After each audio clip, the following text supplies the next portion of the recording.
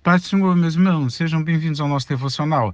Hoje é dia 22 de julho, segunda-feira. Que Deus nos abençoe em mais uma semana de trabalho que inicia para todos nós. Queridos, nós estamos lendo aqui Isaías 50:10. Então leia comigo. Quem dentre vós teme a Jeová e ouve a voz do seu servo, aquele que tem caminhado nas trevas sem nenhuma luz, ponha a sua confiança no nome de Jeová. Tome como arrimo e total apoio o seu Deus. Aqui é o profeta Isaías e já está na parte do seu livro que foi apelidado do Evangelho do Conforto, né? Ou palavras de consolação sobre Israel, que vinha debaixo de castigo divino, mas aqui as palavras de consolação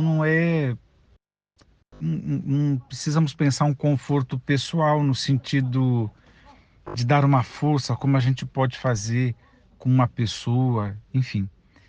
Mas aqui são as palavras de consolação no sentido da vinda do Messias, porque essa era a consolação de Israel, né?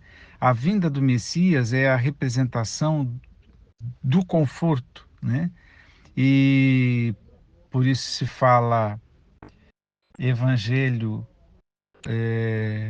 ou profecia, o evangelho do conforto, por causa dessa presença do próprio Messias entre nós. Portanto, Deus encarnado, ou o ungido, o Messias. Bom, então esse aqui é mais um dos capítulos de Isaías que aponta características do Messias e do seu discurso. Acredito que o mais conhecido seja o Isaías 53, né, que é aquela descrição a, do sofrimento do Messias. Né? Depois tem outros que falam da glória do Messias, da restauração de Israel e uma série de assuntos. Este Isaías 50, este capítulo, está falando aqui do sofrimento do servo do Senhor, que é um dos apelidos que Jesus toma, porque ele se subordinou a Deus e foi chamado servo do Senhor. O próprio Jesus já disse que ele não veio para ser servido, mas para servir e dar a vida por muitos. Então, o servo do Senhor, aqui no Velho Testamento, principalmente nos livros proféticos, é uma referência a Jesus. Jesus é o servo sofredor por causa do martírio, né, que ele ia passar, a entrega que ele faria, a vida que ele deu e os sofrimentos pelos quais ele passou. Então a gente sabe disso, estamos apenas recordando. E é interessante nesse discurso como Jesus se coloca aqui para nós como exemplo em meio aos sofrimentos, né? Então veja só, parte do sofrimento do servo do Senhor, de Jesus, são sofrimentos no físico. Ele diz: ofereci as minhas costas ao que me feriram, a minha face, aos que me arrancavam a barba, não escondi o rosto dos que me afrontavam e me cuspiam. Aí vem aqui o servo do Senhor em meio ao sofrimento, mas dando a nós uma, um exemplo muito seguro, um exemplo muito firme, muito eloquente, o testemunho de Jesus, porque ele diz: porque Jeová, o Eterno, me ajuda, não serei jamais constrangido. Palavras do Messias. Por isso eu me opus firme como sólido rochedo e sei que não haverei de permanecer frustrado. Jesus está dizendo: eu estou seguro, eu estou firme, porque o Senhor Deus me ajudará, né? Portanto, ele deposita a confiança no Deus eterno. Ele está dizendo: eu estou firme como uma rocha, como um rochedo, porque eu sei que esse sofrimento, em outras palavras, vai passar, que eu vou vencer esse sofrimento. E aí ele começa a argumentar, porque aquele que me defende está muito próximo. Então ele está dizendo: Deus não me abandonou. Eu estou aqui, vou vivenciar sofrimentos humanos, experimentar antagonismos e tudo mais, mas aquele que me defende está muito próximo. Aí uma pergunta que os salmistas já fizeram, né? E que o apóstolo Paulo também fez, né? Quem nos separará do amor de Cristo, né? Os salmistas perguntaram quem o homem mortal para que o tema, né? Ele está querendo dizer que não temeria seres humanos, porque a confiança dele estava em Deus. O salmista também falou isso. E aqui está Jesus. Ele diz: aquele que me defende está muito próximo. Aí ele diz: quem? Uma pergunta. Quem se atreverá a contender comigo? Né? Ele está dizendo: olha, é claro que teve gente que o condenou, que cuspiu nele, que lhe disse palavras terríveis, como, por exemplo, quando ele estava pendurado na cruz. Você diz que confiava em Deus, agora que Deus te livre. Ou então, desça da cruz se tu és o Messias. Ué, salvou a outros, por que você não salva a você mesmo? Então, percebe? Mas pessoas contenderam, mas Jesus está perguntando o que pode permanecer me julgando para sempre. Não, todas essas pessoas, alguns se converteram, né? Outros se perderam por para a eternidade toda, né? Então, diante de Deus, diante do Eterno, Jesus está perguntando: apresentemo-nos juntos, quem é meu adversário? Eis que se apresente. Quer dizer, aquela circunstância de fragilidade de Jesus, entre aspas, vulnerabilidade de Jesus, entre aspas, é completamente transitório. Quem que diante de Deus pode ir com Jesus para acusar Jesus? Para se opor a Jesus, para ser adversário de Jesus, sendo que o próprio Deus, nós sabemos posteriormente, que Deus submeteu todas as coisas debaixo dos pés de Jesus. O apóstolo Paulo ensinou todos os poderes, eh, todos os inimigos, e aí você pode pensar todos os homens, né, poderosos da terra, todos estão debaixo do poder de Jesus. Então a pergunta de Jesus é como se ele dissesse: se tem alguém, se apresente, mas nem no céu, nem na terra, nem debaixo da terra vai se apresentar alguém que possa condenar Jesus, repreender Jesus diante de Deus. Aí o próprio Jesus continua: é o eterno Jeová que me socorrerá, ou seja, que é levantar Jesus da morte. Quem será aquele que me condenará, né? Então aquele sinédrio, o da parte de Roma, o responsável lá lavou as mãos, não quero levar culpa nesse negócio que eu não estou entendendo, e ficou com medo mesmo de se posicionar, fez de tudo para não tomar partido, digamos assim, né? Mas quem é que vai fazer isso? Aí Jesus fala uma palavra: certamente todos eles se desgastarão como uma veste e a traça os devorará. Então, todas essas pessoas que na hora da provação de Jesus investiram com Jesus, com condenação, com palavras, etc., assim como uma traça corrói o tecido, essas pessoas também foram corroídas, passaram. Jesus continua vivo, né?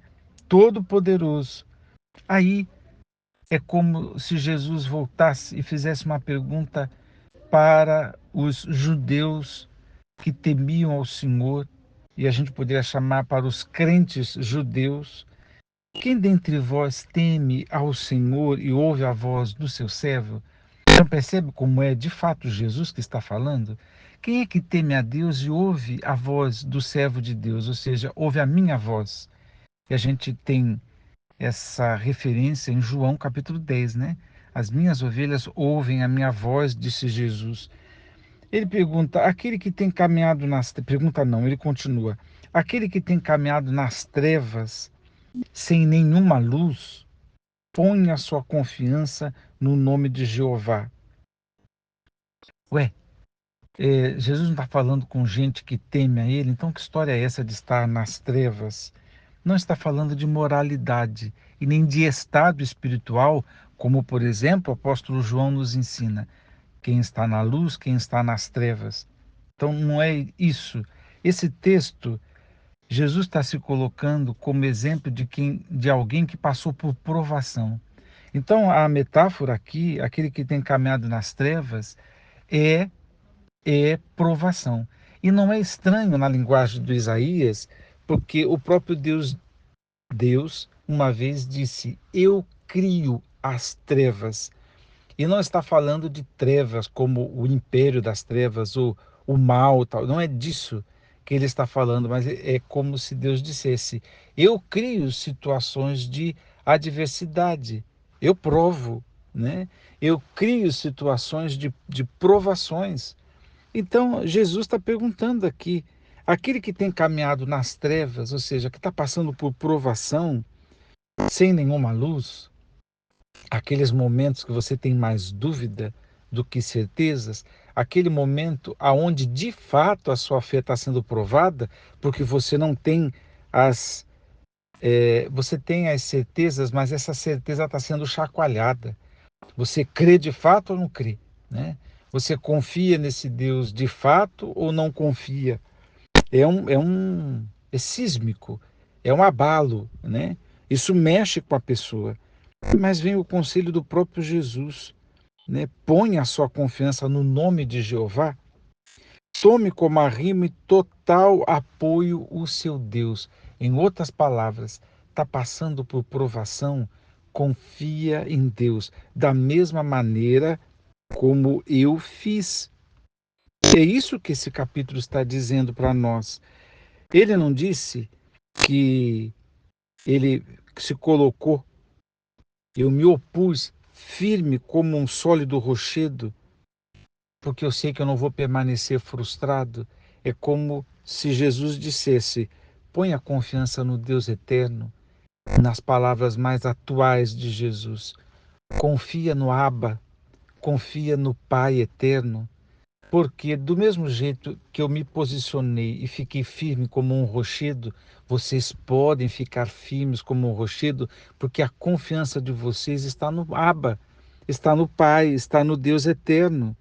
Então, confia no nome de Jeová, tome como arrimo total apoio, ou seja, se apoia em Deus, confia em Deus, porque aí ele fala de uma outra realidade, e ele está falando para os judeus que não creram no servo de Deus, ou seja, não creram no Messias. Ele diz: mas todos vós que acendeis um fogo, porque a metáfora aqui é trevas como provação.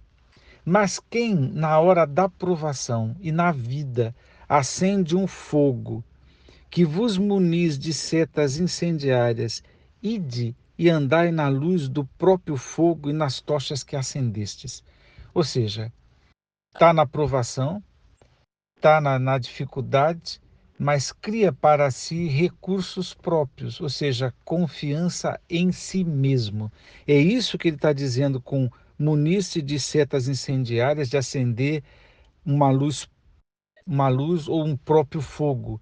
Ou seja, é confiar em si mesmo. Mas aí vem a sentença, para quem confia em si mesmo.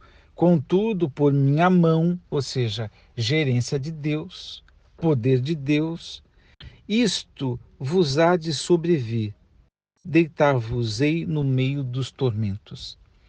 Se Jesus passou pela aprovação e isso lhe foi transitório, se ele está dizendo para a gente confiar, porque é, é, da mesma maneira, então significa que também vamos passar pela prova. Mas quem não confia e nem teme ao Senhor, mas antes confia em si próprio, ou, entre aspas, no seu próprio fogo, vai deitar na tormenta, ou seja, a provação não vai passar, né? Vai viver uma vida de provação. Provado por Deus, não. pelas contingências, pelo próprio existir, pela própria decisão de ficar num lugar onde não é o temor do Senhor. Porque provação para quem teme ao Senhor é do jeitinho de Jesus. Ah, tem começo, meio, tem fim. Por isso que Jesus, o servo do Senhor, está dizendo para nós: confia no Senhor. Provação, para quem confia no Senhor, pode até, no momento da provação, se sentir em trevas. Mas qual é a nossa luz? Os salmistas também falaram: o Senhor é a minha luz e a minha salvação. A quem temerei? Né? Então, o Senhor é a nossa luz, vamos confiar nele. Tá, Osmar, mas está escuro demais, está difícil demais, eu não estou entendendo nada. Ótimo. Confia em Deus. Esse é o conselho de Jesus. Se a gente esquecer tudo que está nesse capítulo, lembra de uma coisa: Jesus está me aconselhando e te aconselhando a confiar em Deus. Quem confia em si mesmo vai continuar nos problemas existenciais de todas as ordens. Que Deus nos abençoe a confiar em Deus. Esse é o conselho do Messias, é o conselho daquele que sofreu. O lugar de fala de Jesus é o lugar do sofrimento. Ele passou pelas dificuldades, ele confiou em Deus, ele venceu, ele quer que a gente vença também.